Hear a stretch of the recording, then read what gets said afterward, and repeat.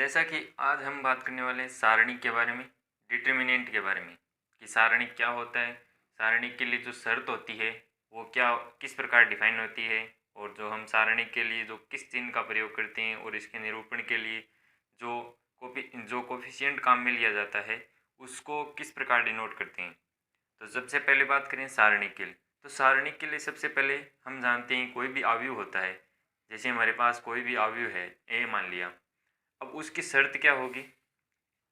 शर्त हम शर्त ये होनी चाहिए कि जो हमने अवयव लिया है, लिया गया अवयव कैसा होना चाहिए, लिया गया अवयव वर्ग अवयव होना चाहिए।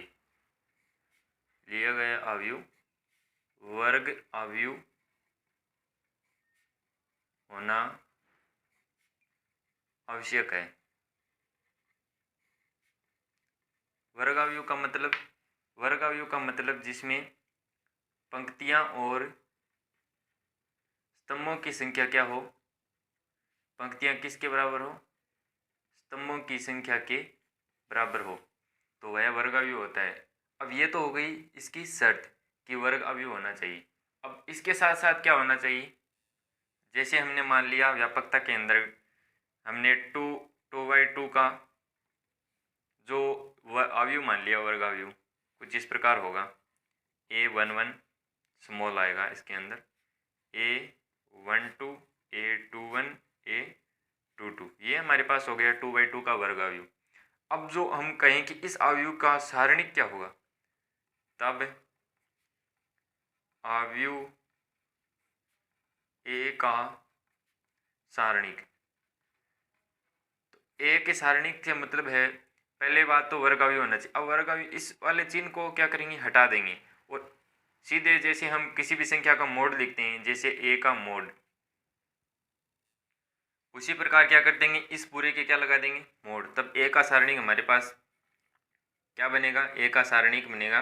ए का सारणिक इस प्रकार मोड लगाना है और इसके भी क्या लगा देना है, पूरे के मोड लगा देना है। तो A11 A12 A21 A22, तो ये हमारे पास आ गया ए का सारणिक।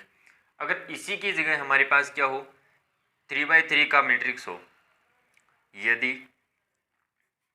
ए 3/3 का मैट्रिक्स हो, 3/3 का जो हमारे पास अवयव हो वो वर्ग अवयव हो, तो इसमें हम मानते हैं A11 A12 A13 A21 A22 A23 और A31 A32 A33।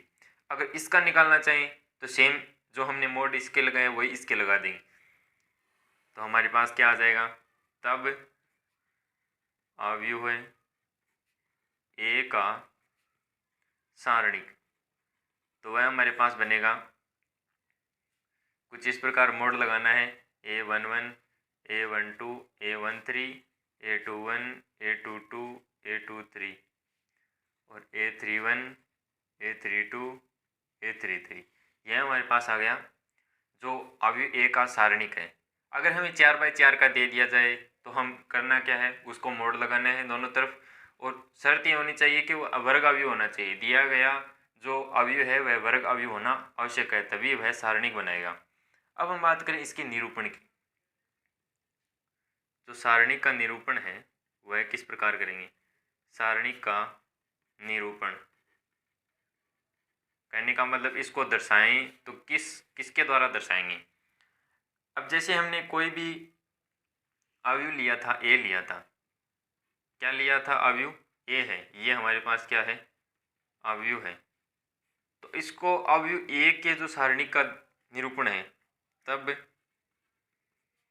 अवयव ए का सारणिक है, उसको क्या किससे दर्शाएंगे, उसको या तो डिटर्मिनेंट ए या फिर एक चिन्ह काम में ले जाता है डेल, या फिर एक चिन्ह जो हमने यहाँ यूज लिया है ए का सारणिक से दर्शाया जाता है। इस प्रकार हम अवयव का निरूपण सारणी का निरूपण करेंगे। तो सबसे पहले हमने देखा कि जो सारणी के लिए शर्त होनी चाहिए, दिए गए अवयव कैसा होना चाहिए, दिया गया अवयव वर्ग अवयव होना चाहिए। वर्ग अवयव से संबंध जो सारणिक होता है वो कुछ इस प्रकार बनाते हैं, दोनों तरफ मोड का चिन्ह लगाते हैं और सारणी का निरूपण डेल ए का मोड या फिर डिटर्मिनेंट ए लिख सकते हैं। तो यह था सारणी के बारे में सामान्य इंट्रोडक्शन। अगर वीडियो पसंद आई हो तो लाइक शेयर सब्सक्राइब करना ना भूलें। अगले वीडियो में मिलते हैं, तब तक के लिए जय हिंद, वंदे मातरम।